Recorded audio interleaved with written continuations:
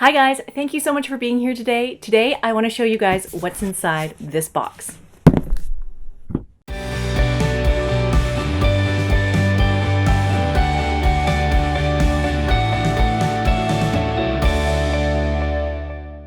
So today is Friday, December the 1st, and we're very excited because this is the first day of our Advent Calendar shawl kit.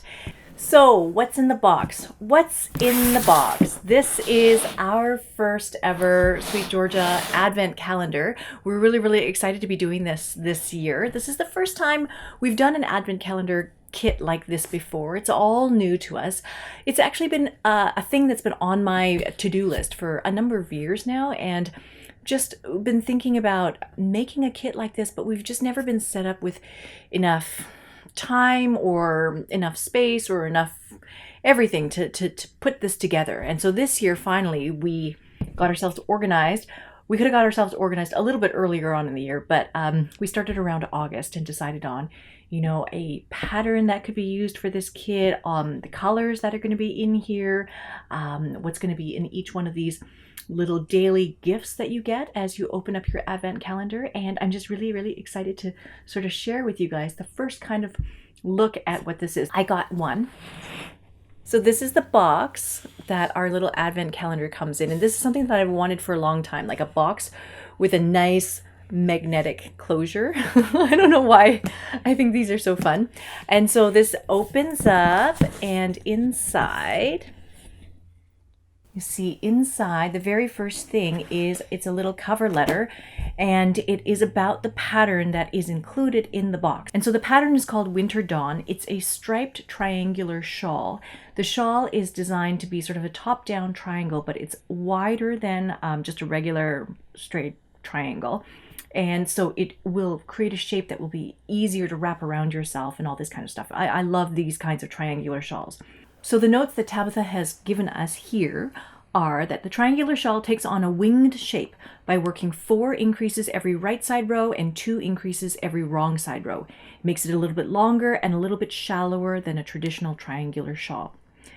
The pattern is written to utilize every single last bit of yarn. And so we have 20 mini skeins in this set, and so you'll want to join the next color when indicated or wherever you prefer, either by knitting in or wet splicing your ends. So we're going to have tutorials on our website about how to wet splice in some of these yarns if you're joining halfway through a row or something like that, or if you want to knit in. We also have tutorials on our YouTube channel already about how to knit in ends as you go. So inside the box are 24 little individual packages, and each one of these packages contains the little daily gift. So the little daily gift might be a little mini skein of yarn, or it might be a little special something specifically for knitters, something that you might like and enjoy.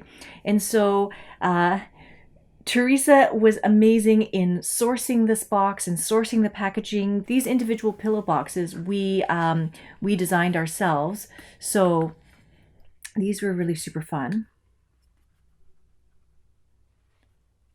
This one sounds like it's empty, but I think there's something inside. You're going to start with day 1. So this is the package for day 1. And inside should be either a mini skein or a little gift or something like that. And so you just open this up, wind it into a tiny little ball, and then you can start knitting. The instructions for the pattern are given inside the box. And so each day there's going to be a little pattern instruction, and you can knit those together. Now, we're not infallible, things happen, mistakes happen, all sorts of things happen. And so we know that there was like a couple of people who received like 2 of the 15 boxes and didn't receive a 22 box or something like that. And so if you look at your Advent calendar, if you received one, just check to make sure that all your numbers are there.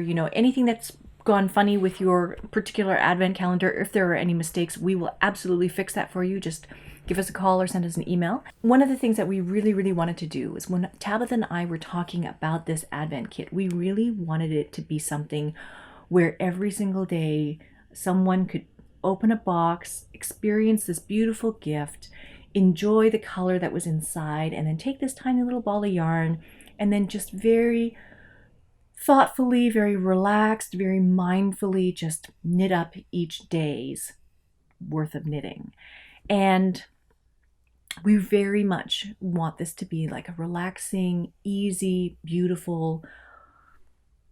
We just want it to be a really soul-soothing knit. And one of the things I know that can be frustrating is errors in patterns and things like that. And this time with the Advent Calendar, we discovered that we printed a pre-final version of the actual pattern, the finished tech-edited perfect pattern. We printed a pre-final version of that, and those are the instructions that are in the Advent Calendar kit right now. So in order to make sure that you have the latest and most final and most correct pattern instructions, I really, really highly encourage you guys to go to our Ravelry group. It's Sweet Georgia on Ravelry, and there's a thread there specifically for the Advent Calendar pattern. So there you'll find Tabitha's already posted the errata for several of the days that are affected. But mainly it's just a very, very tiny little omission. It was just a yarn over at the end of the row that was missing from the instructions for a couple of the days. And so be sure to check the Ravelry group for the errata, and we've sent out emails to everybody who's purchased an Advent Calendar. But yes, as you're working through all the daily packages, if you come up with any sort of questions or problems or anything that you need help with, just check on our Ravelry group, because Tabitha will be there, I'll be there, we'll all be looking for questions and concerns and things like that. And also, it's just a great place to sort of connect with the other knitters who happen to be knitting the Advent Calendar kit as well. So that'll be super fun. I just want to see what you guys are all doing with this. So with this Advent Calendar, we totally did not anticipate or predict how much interest there was going to be for these kits. And so in our planning, we were just doing this as an experiment to see if anybody was interested in what we were going to be making.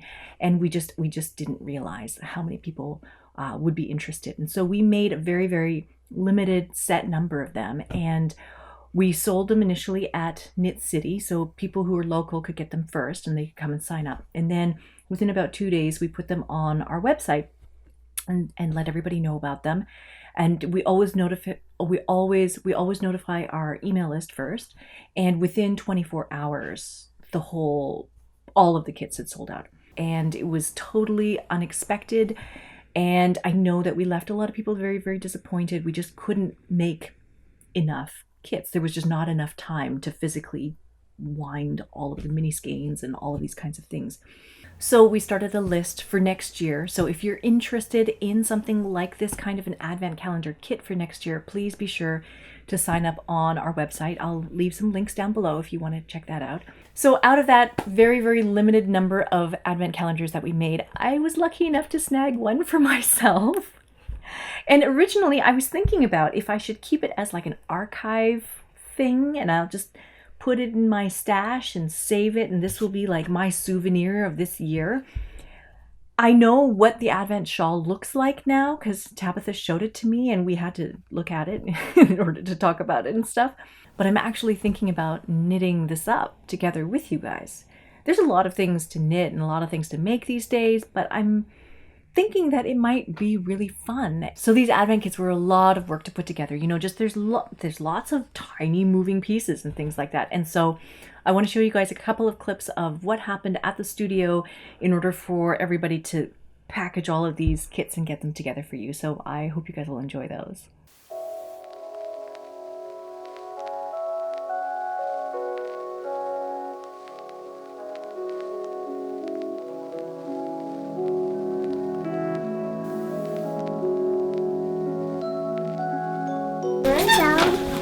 You want to go down? Over there. Boxo's over here. What's up here? Oh, the actual box. Oh, Nina, where are you going? Oh, they're so pretty. They're so, Ooh, it's humongous. Yeah. That's going to be, did we charge people enough for shipping? No. We didn't? No.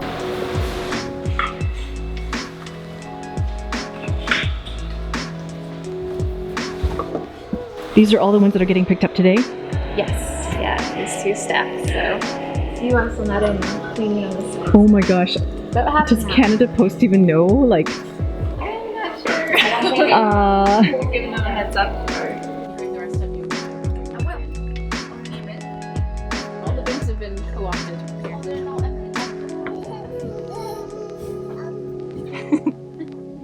Where are you going, Nina?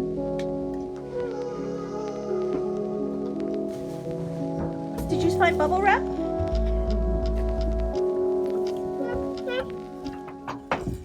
It looks like so much fun. I actually want to make it. And so today is December 1st. So I'm going to open this up. And this is day one. Day one's mini skein. And day one's instructions. Cast on 5 stitches. 1, 2, 3, 4, 5, 6, 7. So it's 1, 2, 3 rows for setup. 4 times 6 is 24 rows. 24 rows, 25, 26 rows, 26 rows, 26 rows. So day one, it's a tiny little mini skein of linen, and it's cast on 5 stitches, and it looks like it's about 30 rows of knitting. I think I could do that. So I know I'm feeling very romantic about this whole thing, but I think I might really enjoy, you know, opening up each one of these boxes, having a cup of tea, sitting down, watching some TV or listening to some music, and then knitting my 30 rows. And then the next day, you know, since there's going to be more stitches on the needle, you'll have fewer rows. Each day, the amount of yarn that you're going to knit up is just that tiny little mini skein. And it just seems really doable. Like if you break down a shawl into small chunks and just work on it day by day by day, you will get to the end. By day 24, we should have a finished product. So I'm actually really excited about this because I feel like this will remind me of how important it is to just knit a little bit every day, and that will get you to your final destination. That will get you to your finished object. That will help you finish just a little bit every day. So speaking of just working a little bit every day, I wanted to show you guys the Veronica cardigan that I've been working on, and that has gotten so big it won't fit in the bag anymore. It won't fit in the project bag anymore. I have to find a new project bag to put this in. But I have been working on this basically a little bit every day. I work on it as I'm riding in the car. I work on it while I'm watching TV. I work on it while the kids are in the bath and I'm sitting next to them in the bathtub or whatever. I've been working on it just a little bit every day, and I have gotten past the back. And so now I'm just on the decrease section, and pretty soon I should be able to bind off, and it'll be a lot faster after this. Well, basically this is what it looks like so far. So as you can see, this whole first side is all done. That's all done, and the whole back side is done. So now I'm just working on the part that comes around to the front, and then we should be basically done. So you can see I'm actually doing 2 things intentionally with this particular garment. And one of them is that I have been alternating between 2 balls of yarn. So I knit 2 rows of one ball and then alternate, switch to the second ball, and I knit 2 rows of the next ball. And then I've just been alternating back and forth because I want to try to make the color as even and smooth as possible. So, you know, it's nice and even. I'm switching between those balls of yarn at the bottom edge of the cardigan because I know that the bottom edge is where I'm going to eventually pick up and then knit ribbing down. So nobody is going to see if this part looks raggedy or looks kind of icky, because I'm going to pick up and it's going to be completely hidden. I wouldn't switch yarns on this side because this side is where the ribbing is. This is the collar. This is the part that's going to be visible to everybody. So you don't want to do any of the switching on this side. So yeah, the yarn switching is happening on this side of things. Okay, that's the bottom edge. The other thing that I am doing is recently had to join on some balls of yarn. And so what I've done is, you can maybe see that what I did was I'm working with worsted weight yarn. So it's a 4-ply yarn. So what I do when I'm joining is I take whatever's left of the skein of yarn So I pull apart the plies so that they're split into 2 plies and 2 plies. So the 4-ply yarn splits into 2 plies and 2 plies. And then I take the ball that I'm going to join with, and I also take that end and split it into 2 plies and 2 plies. And then I take the 2 plies from the old yarn and the 2 plies from the new yarn, and I overlap them, and I hold them together and I knit them together. And so you can't see any of the join on the right side of your work. All you're going to see is 4 plies held together, sort of 4 plies of yarn. On the back side, you can see this is the 2 plies from the old yarn, 2 plies from the new yarn, 2 plies from the old yarn, 2 plies from the new yarn. So maybe you can kind of see. This is the yarn, the 4-ply yarn that's been split into 2 plies, like so. So I joined on one ball here, and then joined on another ball here. And so after I wash and wet block this, then I'll trim this a little bit closer. But right now I'm just going to leave it as it is. There's no knots, there's no tying, nothing. There's no, I could probably weave these in a little bit at the end, but otherwise it's completely invisible on this side. So I'm very excited about this project because I feel like this just reminds me that it's possible to get a lot done if you're just doing a little bit every day. Just 1 row here, 2 rows here, a couple rows, and it goes by actually quite quickly. So it's given me a lot more confidence that I can get to the end of something that I need to get to the end of. Yeah. You guys have been leaving some really great comments on the previous episodes about, deleting the Ravelry queue and trying to prioritize and figure out which projects to make moving forward. And I think one of the filters that I left out when I'm considering things to add to the queue or things to add to my list of things that I want to make is this idea of, do I want to wear it? Is it ever going to be something that I'd like to wear? Because I do make a lot of things and they just end up going into my closet and I never wear them. And so I wonder why that is. I wonder if I should use different criteria for picking projects. I wonder if I choose projects that don't look good on me. I wonder if I've made things that don't fit and that's why I don't wear them. I'd really like to be able to wear more of the things that I make. And so I think more consideration has to be made around finding patterns that are going to suit my body type, patterns that are going to suit my style, patterns that are going to suit my need for comfort or wearability or, clothes that you can kind of live in. So I have this project to work on right now, and I have the Advent Calendar shawl to work on as well, but also at SweetGeorgia, the staff there, I think I've mentioned before that they really, really like to do knit-alongs, and they have self-organized a couple of knit-alongs this year. And so since many of them have already finished the Cedarburg shawl, the mystery shawl knit-along, they decided that we should do a hat knit-along for winter, for like gifts and things like that. And so we were trying to figure out what we were going to call it. It wasn't going to be a hat-along. It was going to be something else. And then it was toque together, and now it's going to be toque-gether. Toque-gether. So a lot of the staff at the studio are knitting hats this winter. And so I was thinking I want to knit a hat as well. I want it to be something involving different kind of colors because, a hat, we could just, I could take a chunky ball of yarn and knit up a very, very simple hat and have that done in like a couple days. But I want to take this as an opportunity to try some new and different things. And so I was inspired by Tin Can Knits, who recently had a book come out called The Strange Brew, and it was all about color work and choosing colors for color work and then using those colors together in like a yoke of a sweater or something like that. And one of the things that they had suggested was if you're trying to combine colors and seeing how they work out, you could do something like knit a hat with those colors, and that becomes kind of like your swatch. And if you like those colors together, then you can use that in your full garment. So I was thinking about that idea and then doing a color work hat, but I've done stranded color work before, and so that's not really anything new.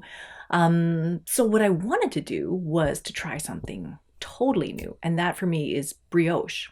So the brioche hat that I found that I'd like to make is this one here. and it is called Camella, and it is designed by a girl named Katrin Schubert. And so I'll put a link to her down below as well. It's a 2-color brioche stitch hat, and it uses 2 colors of DK weight yarn. So she's used sort of like an orangey, dark orangey kind of color sort of for the backdrop, and then sort of a beige camel color for the foreground, or the stitch work, or there's this brioche stitch produces kind of like leaves, what looks like leaves in her hat. And so I think I'd like to give this a try, because I've never done brioche before, and I thought this would be a good opportunity to try something new, you know, just a very small amount of brioche. And yeah, so, but I didn't want to go and get new yarn for this or anything like that. What I really wanted to do was find a way to make do with a lot of the things that are in my stash already. So rather than going out to get more yarn or find new yarn or dye new yarn or something like that, I was just going to use what's already in my stash. So DK weight wise, I don't have a ton of selection. I have a lot of greens, some blues, you know, there's some vibrant colors and things like that, but I also want something that will match the jacket that I have, my winter jacket. So what I was thinking was something like this skein of strawberry tea that I've had in my stash for some time. These were, I think, among the first samples that we dyed of this particular colorway, and I love this colorway. We designed this one earlier this year, and this one is on our new yarn, that Mohair silk DK weight. So this is a DK weight yarn. I think that this would work beautifully in a brioche sort of pattern. Yeah, I'm excited about using this. And so what I found in the stash was I have this skein of superwash DK. So it's 100% superwash merino in the bison color. It's dark brown. I could use this, but I was also wanting something with a little bit more stuff going on. And so this is a sample test skein that we dyed. This is a superwash worsted. So this is a thicker weight yarn, but this one as the dark one and this one as the light one, thought maybe that might work really nicely together. Yeah. And then I also had a whole bunch of skeins of this kind of sour candy green kind of color. And these were all colors that we had dyed as test skeins for Cookie A's sock club like a couple of years ago. She was dyeing she wanted a color that was like lemongrass, and so we did a bunch of tests, and they were designed to match a shirt that she had mailed to us. And so I did a couple of tests, and these were among some of the tests. And you make these tests, and then you have all this yarn afterwards, and we weren't going to send this one to Cookie, and so what was I going to do with it? So these kinds of things have been in my stash for forever. So it's either use them or find something to do with them. I don't know. So it could be this and this, this and this, this and this, this and this. So something probably this. So we'll see how maybe that works out. I could do another one with these two as well.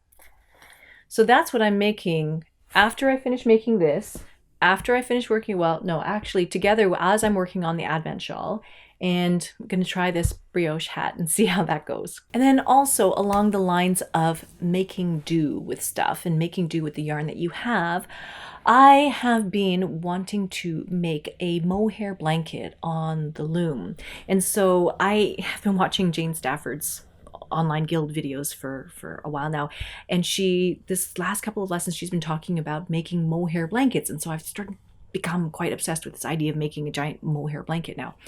I even went so far as to go and buy the 6-dent reed that she recommends, and so here it is. I still have to open it.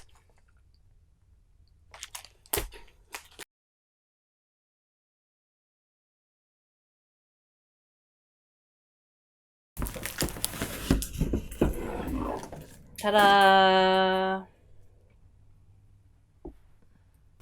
I was all obsessed with making this mohair blanket because somewhere in the back of my mind, I thought that I had mohair, like undyed mohair, still stashed somewhere at the studio. And so I went and I got it.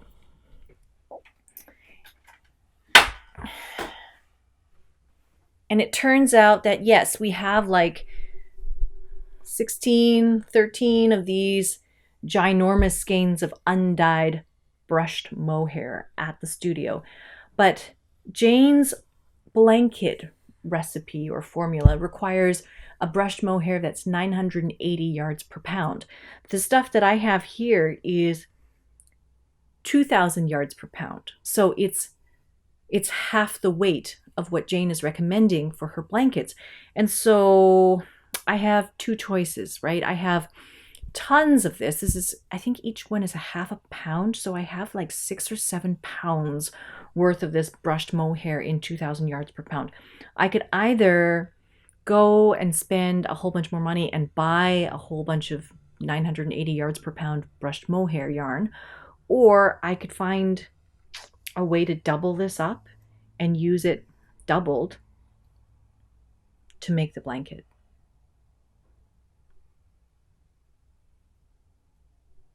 I'm thinking that's what I should do to sort of make do with the yarn that I already have, make do with the materials that I have, rather than going out and getting more stuff.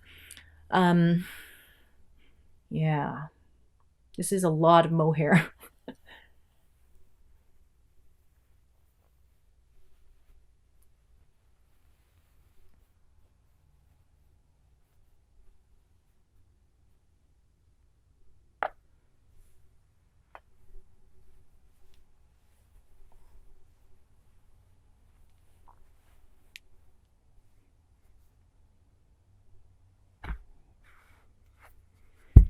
So yeah, that's what I'm going to be sort of working on here. I want to make this mohair blanket as a gift for my parents, and I want to hand dye it first.